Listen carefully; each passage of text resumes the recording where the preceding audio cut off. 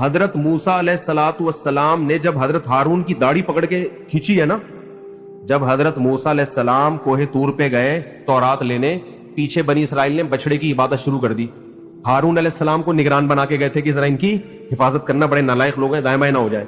تو جب واپس آئے تو دیکھا کہ وہ کیا کر رہے ہیں، بچڑے کی عبادت. تو حضرت موسیٰ کو سب سے پہلے غصہ کس پر آیا؟ حضرت ہارون پر. اپنے بھائی کی داڑھی پکڑ کے کھینچی کہ ما منعک اذ رأیتہم ضلوا، یہ گمراہ ہو رہے تھے، آپ نے روکا کیوں نہیں؟ تو حضرت عمر رضی اللہ تعالیٰ عنہ حدیث کے راوی ہیں، مشہور حدیث جس کو حدیث جبریل کہا جاتا ہے، کہ آپ صلی اللہ علیہ وسلم کی محفل میں ایک شخص آیا، اور کیا تھا؟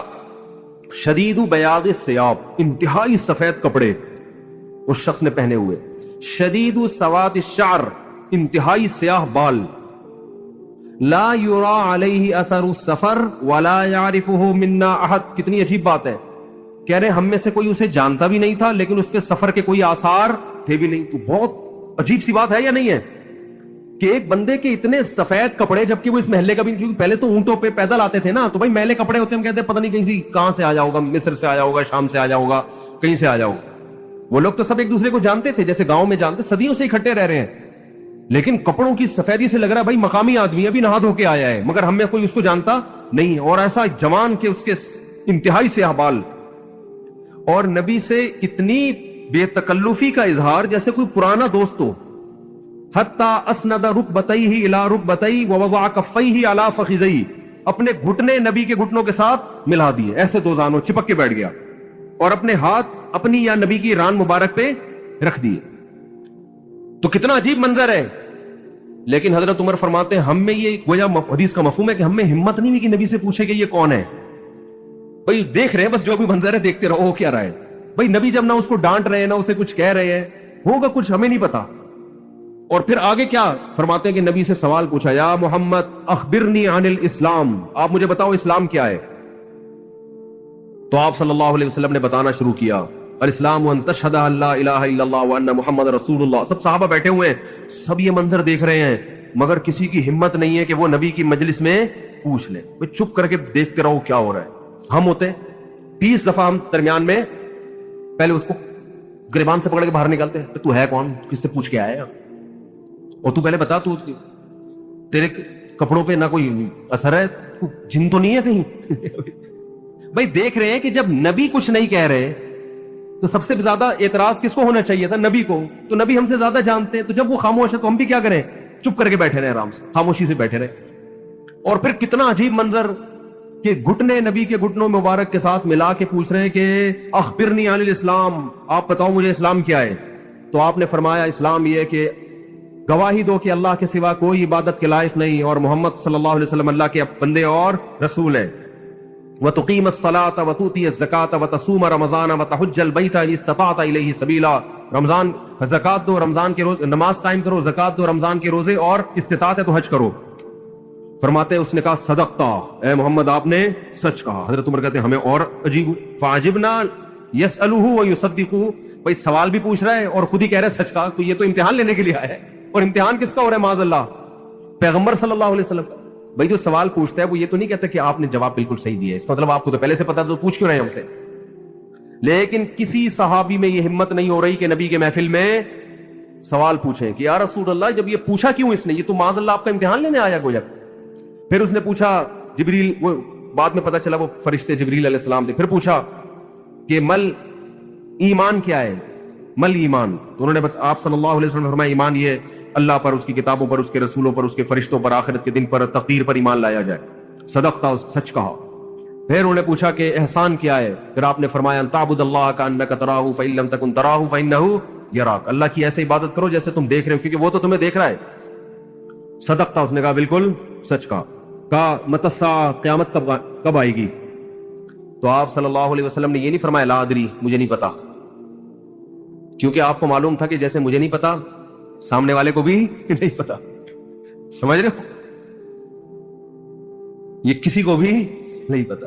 تو یہاں آپ نے جواب میں یہ نہیں کہا مجھے معلوم نہیں ہے، بلکہ آپ نے بتا دیا کہ جیسے تمہیں معلوم نہیں ہے، یہاں تم صدقتا نہیں کہہ سکتے، جیسے مجھے معلوم نہیں ہے تمہیں بھی. اس لیے آپ نے فرمایا مل مسئول عنہا بأعلم من السائل. عربی بڑی خاندانی زبان ہے, خدا کی قسم.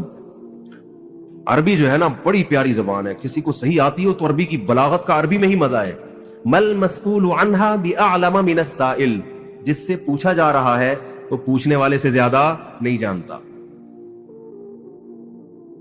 جس سے پوچھا جا رہا ہے وہ پوچھنے والے سے زیادہ نہیں جانتا. تو حضرت عمر رضی اللہ تعالیٰ عنہ فرماتے ہیں فلبثت ملیہ, میں نے جب یہ منظر دیکھا تو میں بہت دنوں تک ٹھہرا رہا. یعنی کچھ دن گزرنے کے بعد بھی حضرت عمر کی ہمت نہیں ہوئی کہ نبی سے پوچھے کہ یا رسول اللہ یہ کون تھے, یہ کیا ہے احترام, کہ بھئی ایسا نو نبی صلی اللہ علیہ وسلم ناراض ہو جائے. خود کیوں نہیں بتا رہے بھئی, یہ اہم بات ہوتی تو آپ صلی اللہ علیہ وسلم تو خود معلم تھے, خود بتاتے. تو فرماتے ہیں کچھ دن کے بعد خود نبی نے مجھ سے پوچھا کہ عمر جانتے ہو وہ شخص کون تھا؟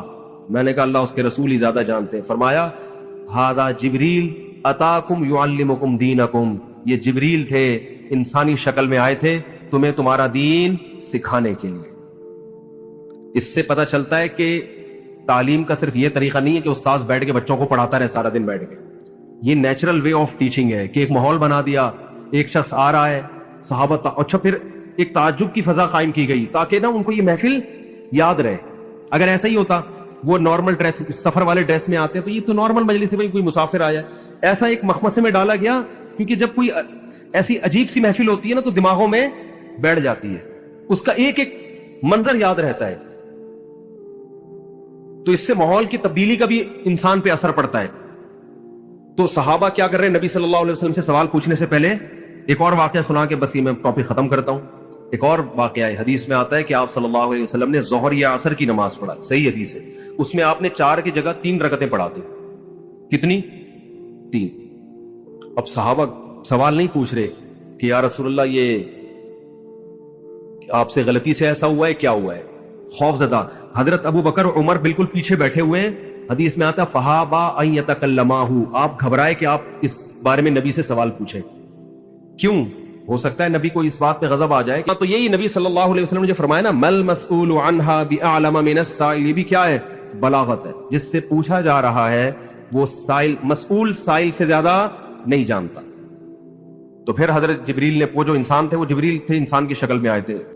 قرآن کی بعض آیتیں ایسی وجد والی ہے نا کہ مزہ آتا ہے ان کو پڑھنے میں. جو موسیٰ علیہ السلام کو اللہ نے کہا تھا نا قلنا لا تخف انک انت الاعلی, اس کا اردو میں ترجمہ نہیں بنتا. موسیٰ علیہ السلام کے سامنے جب جادوگر تھے نا تو جادوگروں نے ہزاروں لاٹھیاں پھینکی, سانپ بن کے حضرت موسیٰ کی طرف دوڑنے لگی. قرآن کہہ رہے فأوجس فی نفسہ خیفۃ موسیٰ, موسیٰ نے دل میں کیا محسوس کیا؟ خوف. دیکھو قرآن کے الفاظ یہ نہیں ہے کہ موسیٰ گھبرانے لگے, کیونکہ اگر گھبرانے لگتے نا دشمن پہ روب ختم ہو جاتا, دشمن کہتا ہار گئے.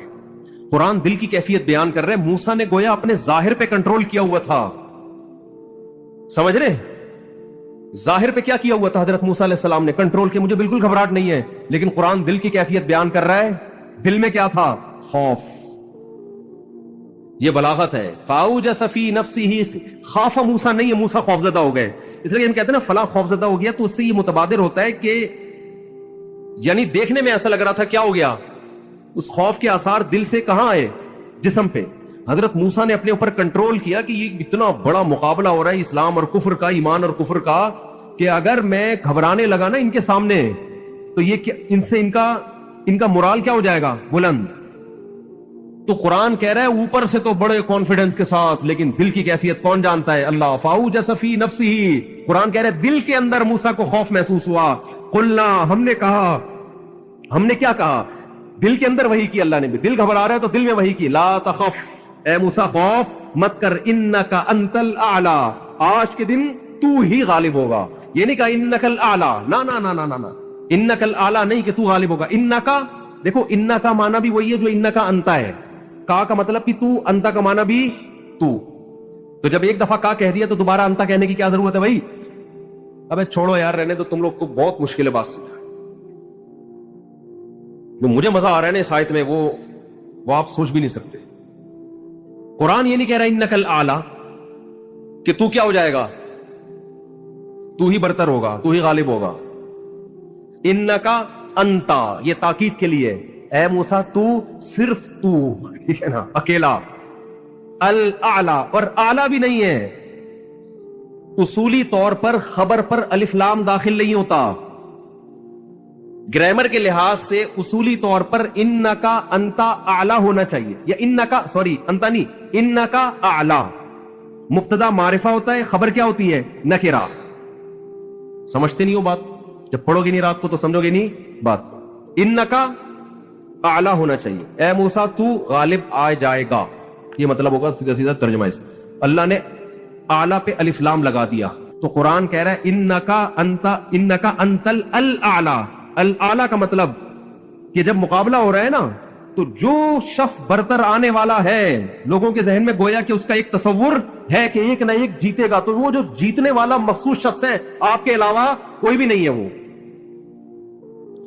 اور صرف آپ ہی ہو. الاعلی کون ہے آج؟ الاعلی، اعلی نہیں بلکہ الاعلی کون ہے؟ پورا پورا ترجمہ ہو نہیں سکتا اس کا. وہ کون ہے؟ اے موسیٰ صرف اور صرف تو ہی ہے. تو لا تخف، تجھے خوف زدہ ہونے کی ضرورت نہیں ہے. انہوں نے پوچھا کہ علامات بتائیں تو آپ نے فرمایا ان تلد الامۃ ربتہا.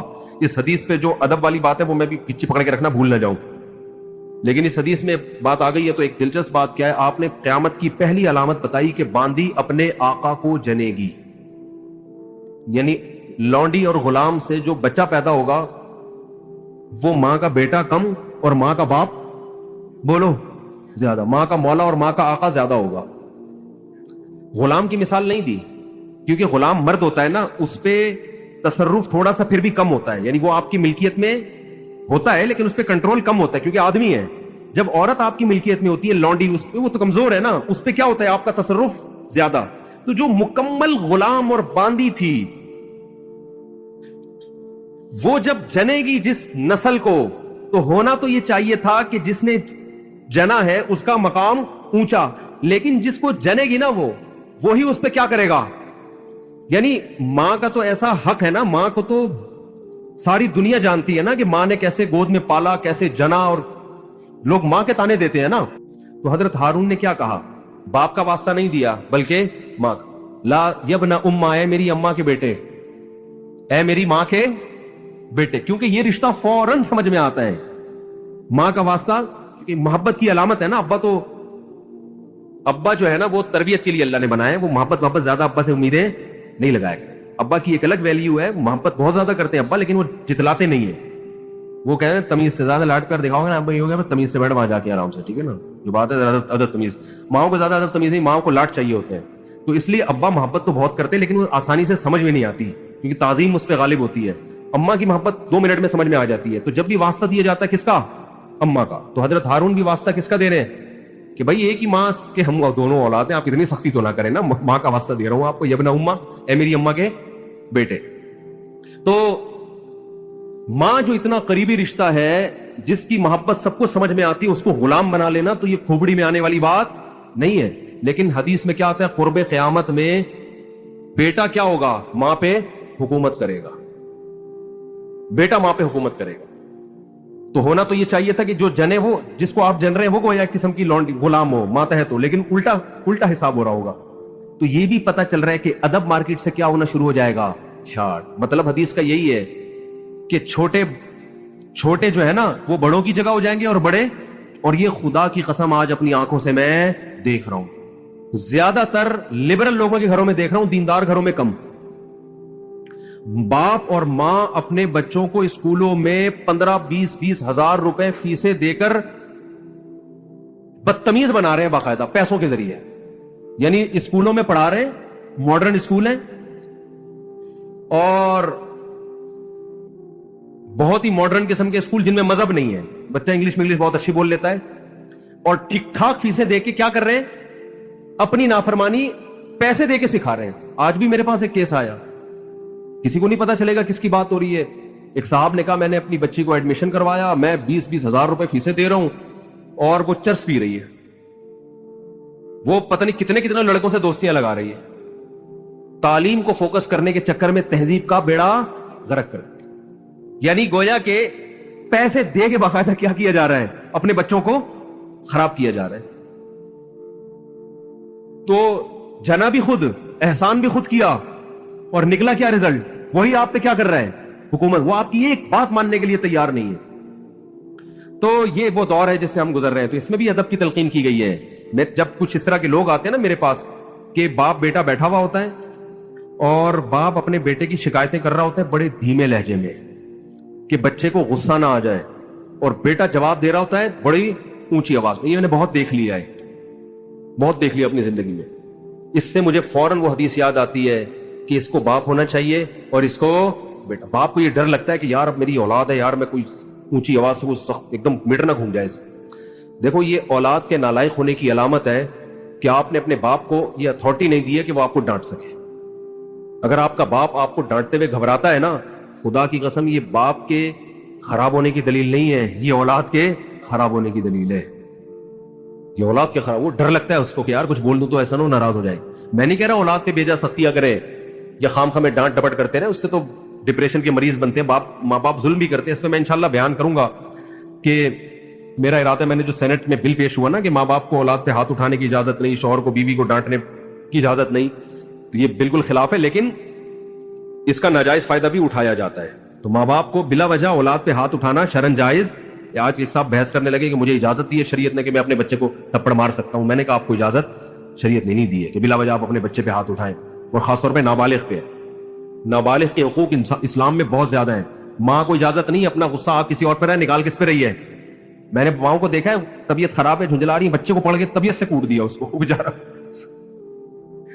بعض بچے ماں کی چنگیز خان جیسی مائیں ہوتی ہیں, وہ بچے ٹھٹر ٹھٹر کے ان کی جو گروتھ ہے نا وہی رک جاتی ہے ان کی. اتنا سختی کا ماحول انہوں نے گھر میں دیکھا ہوتا ہے. تو یہ نہ باپ کے لیے جائز ہے اور نہ ماں کے لیے. تو اس میں علماء کے واقعات بھی سناؤں گا کہ اپنی اولاد کو مارنے سے پہلے کیا ان کے اصول تھے کہ ہم زیادتی نہ کر بیٹھے.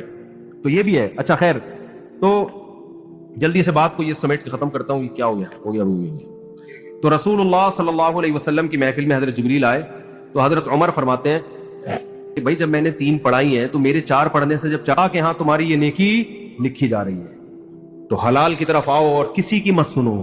سمجھتے ہو, بائک پہ گاڑی پہ پہلے سے موسٹ وانٹڈ لکھ کے لگا دو, کسی کی مت سنو. اس میں ٹینشنیں آئیں گی, برداشت کرو اللہ کے لیے. سمجھتے ہو, میں اپنی ٹینشنوں کے قصے سنانا شروع کر دوں آپ پاگل ہو جاؤ گے. آپ